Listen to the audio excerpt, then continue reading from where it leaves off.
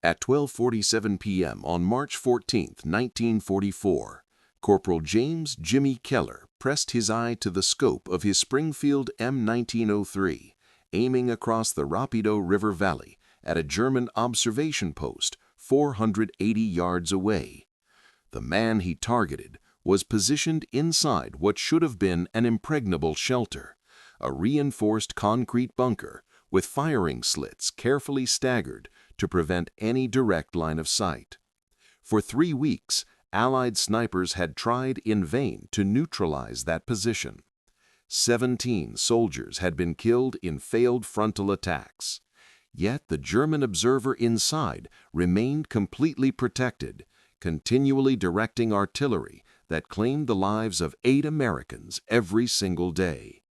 Over the next 4 minutes, Kelleher would send one round through a structural gap no wider than a playing card, eliminating a target that, according to Army doctrine, was unreachable. Within 6 weeks, his method would spread throughout every Allied sniper unit in Italy and would be credited with destroying 127 fortified enemy posts and saving an estimated 340 American lives.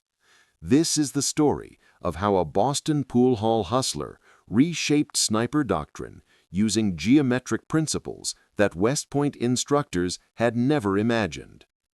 James Kelleher grew up in the Charlestown neighborhood of Massachusetts, living in a cramped 3-room tenement that always smelled of boiled cabbage and motor oil.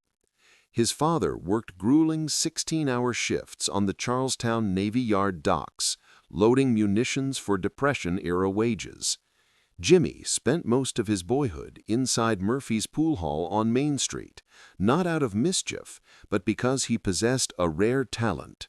While other kids played stickball, 12-year-old Jimmy was calculating deflection angles off pool table cushions and sinking improbable combination shots that defied ordinary straight-line intuition. Frank Murphy, the hall's owner, quickly realized the kids saw angles no one else could. "You think in ricochets," Frank once told him. "Most people see a ball and a pocket. You see every surface it might bounce off on its way there." Jimmy never finished high school. He dropped out at 16 to take over his father's job when the older man injured his back. By 1942, Jimmy was leading a rigging crew, reading engineering blueprints for crane operations, and calculating load-bearing angles for ship repair work. When news of Pearl Harbor broke, he enlisted the very next morning. A recruiter noticed crane operator on his paperwork and sent him to Fort Benning for infantry training. Everything changed on the rifle range. Kelleher qualified as an expert marksman with scores so high the instructors double-checked them for possible cheating. But what truly caught their eye wasn't just his accuracy, it was the strange positions he used. While other trainees shot prone, kneeling, or standing, Kelleher searched for unconventional angles, taking shots around barriers, beneath obstacles, and even using reflective surfaces. He always aligned himself at just the right angle. "Kid shoots like he's solving geometry problems instead of fighting a war," one sergeant wrote in his file. They made him a sniper and deployed him to North Africa, then to Sicily, and finally up the Italian mainland with the 36th Infantry Division. By March 1944, he had 19 confirmed kills, solid, unremarkable. He followed training manuals by the book: find elevation, estimate range, adjust for wind, and squeeze. The Germans died, the front moved slowly. Then the Rapido River Valley changed everything. The fortifications of the Gustav Line represented a year and a half of meticulous German engineering. Each bunker, pillbox, and observation post had been designed by experts who understood that superior construction and positioning outweighed firepower. The Allies hammered these strong points with artillery for weeks. Explosions tore open massive craters. The Germans merely waited underground, then re-emerged to begin killing again. Monte Cassino loomed over the entire valley. German spotters tracked every American movement, and directed artillery with frightening accuracy.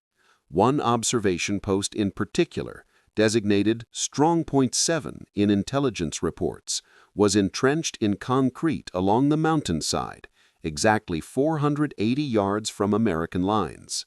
The German observer inside possessed an unobstructed view of the entire valley floor. Every Allied maneuver drew artillery fire within 90 seconds. Sniper doctrine offered a clear instruction: take out the observer. But Strongpoint 7 had been created by someone who clearly understood ballistics. The firing slit faced sideways relative to any likely sniper position. Its reinforced concrete walls were 3 feet thick. Even if a sniper located a viable angle, the slit itself measured only 18 inches across and 8 inches high. The German spotters stayed far enough inside the bunker to remain invisible from any direct approach. Lieutenant Marcus Chen of the 141st Infantry Regiment tried first. On March 1, 1944, at 6:15 a.m., Chen set himself up 520 yards northeast of the target and timed his shot for the 32-second interval when the morning sun might briefly silhouette the observer. He fired, and his round sparked off the concrete 6 inches left of the slit. The return shot arrived within 8 seconds. German snipers had been waiting for any muzzle flash. Chen died instantly from a bullet to the throat.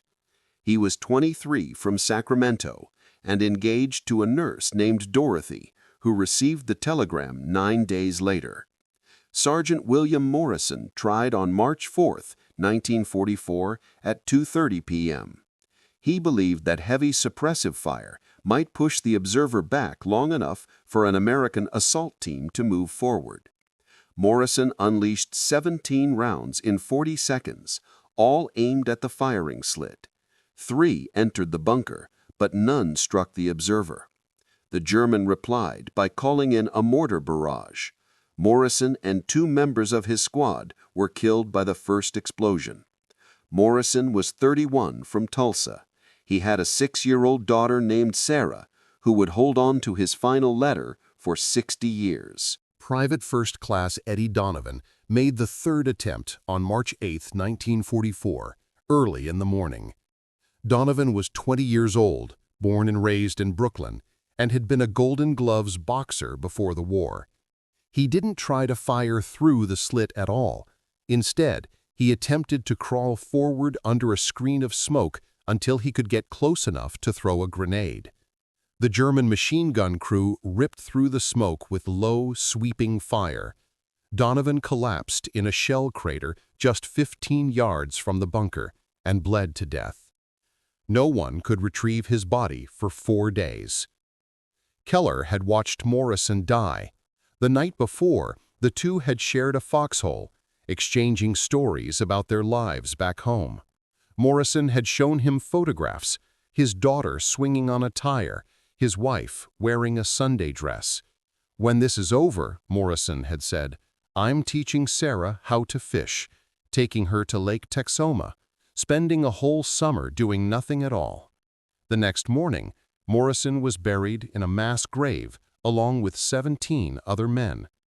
3 snipers dead, 14 infantrymen lost during assault attempts. The German observer was still fully operational. Every briefing repeated the same bleak message: Strongpoint 7 continues to direct artillery fire. No viable solution found.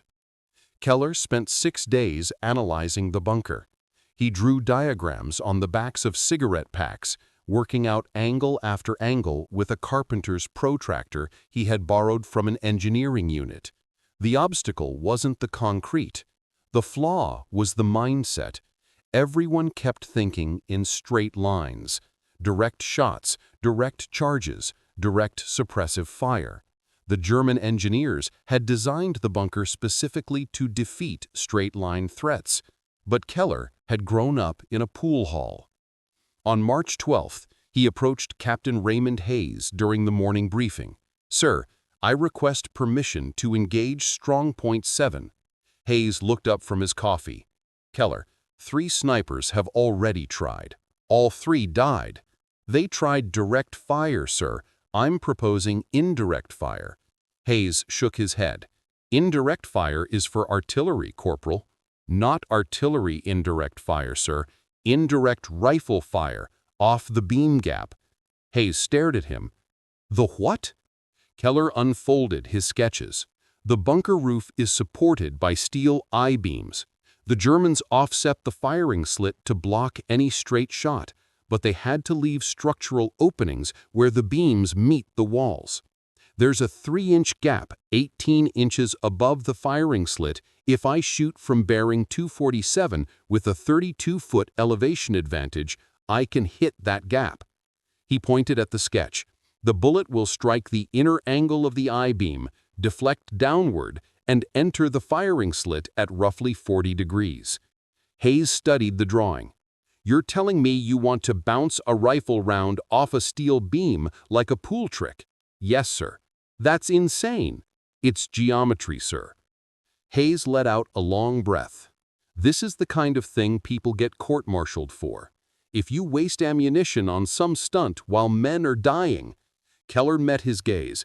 Men are dying because we keep repeating the same straight-line doctrine. Morrison died because we don't think in angles. Chen died because we're predictable. Donovan died because we've run out of ideas. Hayes remained silent for half a minute. Finally, he said, "You get 1 shot, Corporal. 1. If you miss, you're back on routine patrol. If you hit, we'll discuss it. And if you get yourself killed, I'll write to your mother explaining you died doing something that should never have worked." Understood, sir. Hayes returned to his maps. Dismissed. Kelleher spent that night calculating.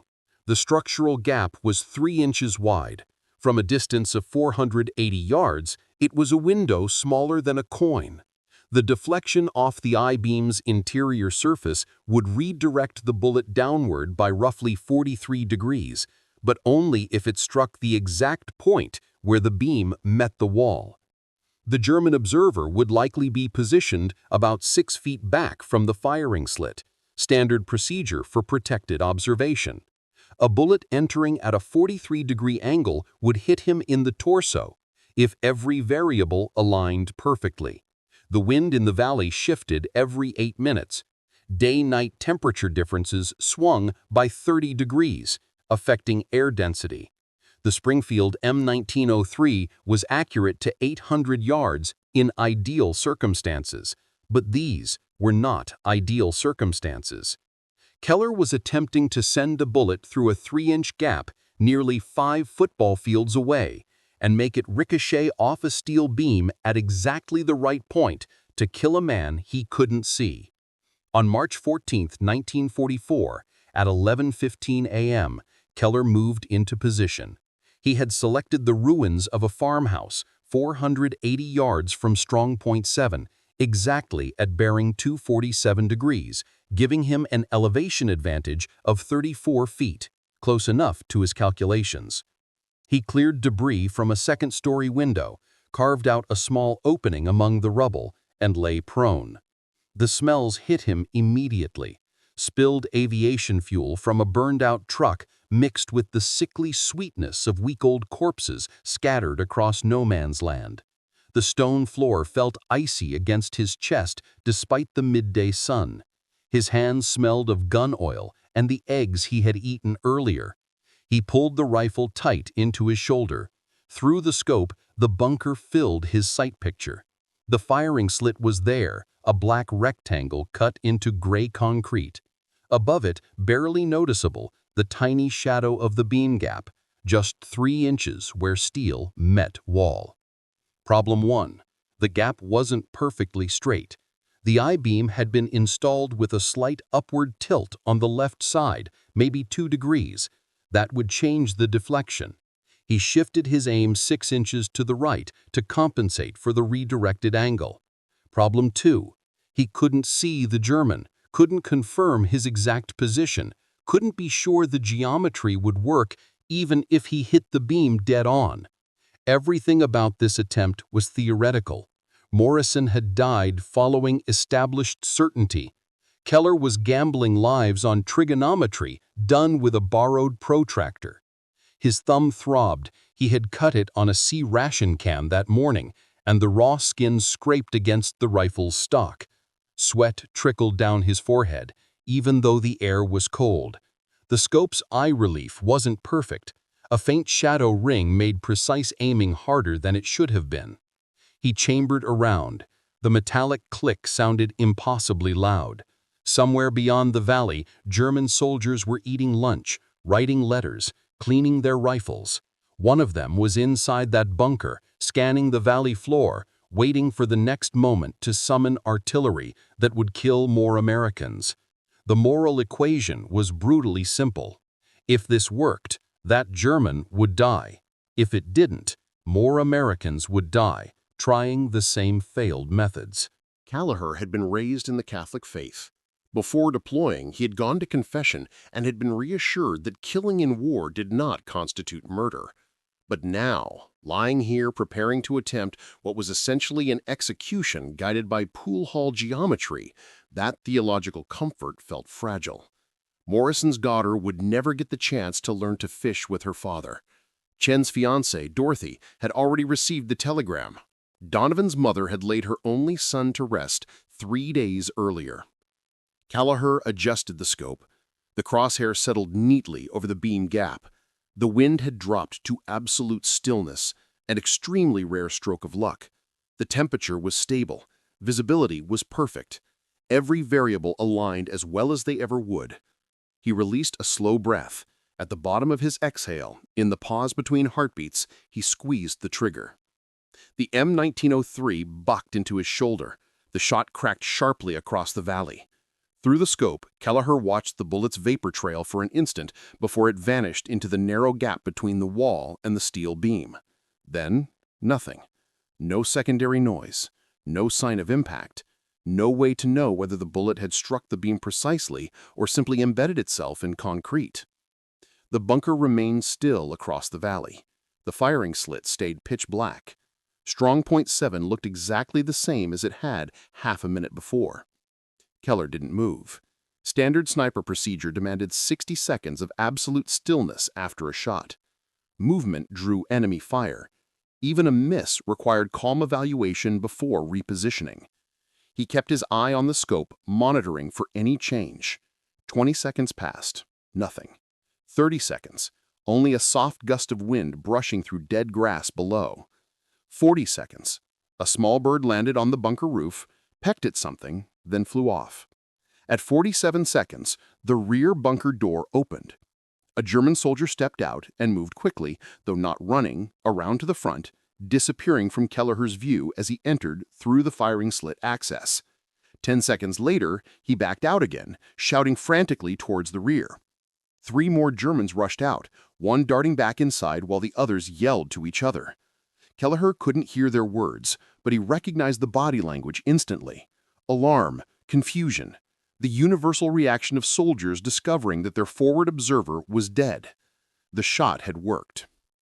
Kelleher remained in place for 8 more minutes, watching the Germans' frantic activity. They completely evacuated the bunker. No new observer took the position. By 1:15 p.m., Strongpoint 7 was deserted. For the first time in 3 weeks, the valley was free of directed artillery fire. Captain Hayes found Kelleher 20 minutes later. "Did you take that shot?" "Yes, sir." "The Germans have abandoned Strongpoint 7. Infantry is moving in to confirm." "Yes, sir." Hayes studied him carefully. "How confident are you that you hit the target?" 90%, sir. Maybe 95. Jesus. Hayes lit a cigarette, hands unsteady. "You realize what you just did goes against every sniper doctrine we teach?" "Yes, sir." "You fired at a target you couldn't see, using a ricochet method that isn't in any manual, based on geometric math most soldiers couldn't work out with 3 hours in a textbook." "Yes, sir." Hayes took a long drag. "The radio just confirmed it. The German observer is dead. Single bullet wound, downward path. Entry through the upper chest, exit lower abdomen. Exactly like you described." He exhaled smoke. "They're calling it impossible. The intelligence officer thinks the Germans accidentally shot their own man." Kelleher kept silent. "But I know what really happened, and so do you." Hayes brushed ash from his fingers. "I'm not writing this up, Corporal. If I put this in a report, some general will order every sniper in Italy to start attempting trick shots. Most of them will fail. Good men will die trying to copy something that should not work." "Understood, sir." "But," Hayes added quietly, meeting his eyes, "if someone asks you how you did it, you tell them. If another sniper wants to learn, teach him, quietly, off the books. We need this ability. We just can't make it official." "Understood, sir." Hayes dropped his cigarette and ground it out with his boot. "Morrison would have loved to see this. He always said you thought differently from the rest of us." "Morrison was a good man, sir." "He was." Hayes turned to walk away, then paused. "For what it's worth, Corporal, you just saved lives. Dozens, maybe hundreds. You won't get a medal for it, but you did the right thing." "Thank you, sir." When Hayes was gone, Kelleher stayed seated in the ruins of the farmhouse. His hands were still trembling. The adrenaline had drained away, leaving exhaustion and something else. A hollow ache that could have been grief, or relief, or simply the realization that he had just proven Army doctrine incomplete. Morrison was still dead. Chen was still dead. Donovan was still dead. But maybe the next fortified observer post wouldn't require 3 dead Americans to neutralize. That evening, a corporal from Baker Company approached Kelleher in the chow line. "Heard you knocked out Strongpoint 7? News spreads. How'd you do it?" Kelleher hesitated. Hayes said, "If someone asks, tell them." "You know those bunkers have I-beams holding up the roof?" "Yeah." "There's a 3-inch gap where the beam meets the wall. If you hit it at the right angle, the bullet deflects off the inner surface of the beam and drops straight into the bunker." The corporal stared. "You're telling me you banked a rifle shot off steel?" "Geometry. Same idea as a pool shot off the rail." "That's insane." "That's physics." The corporal went quiet for a moment. "Could you teach someone to do that? If they can do the math, understand the angles?" "I can do math. Baker Company has 3 snipers. We've been trying to take out Strongpoint 12 for a week." The layout of Strongpoint 12 was the same as Strongpoint 7, an offset firing slit, reinforced concrete walls, an observer hidden deep inside. Kelleher studied the corporal. "You have a protractor?" "I can get one." "Meet me after chow. Bring your rifle and something to write with." By the next morning, 4 snipers understood Kelleher's beam gap method. By the afternoon, 7 did. No one used formal terms like indirect fire or deflection shooting. Those phrases sounded too technical, too official, and might draw the wrong kind of officer scrutiny. Instead, the technique spread among the enlisted men as the gap shot, or Kelleher's angle, or simply the trick. On March 16, 1944, Sergeant Thomas Riley of Baker Company went after Strongpoint 12, a German observation bunker built of thick concrete with an offset firing slit, an almost exact replica of Strongpoint 7. Riley had spent 2 hours with Kelleher the previous night, learning how to spot structural gaps, calculate deflection angles, and adjust for how the beams sat inside the walls.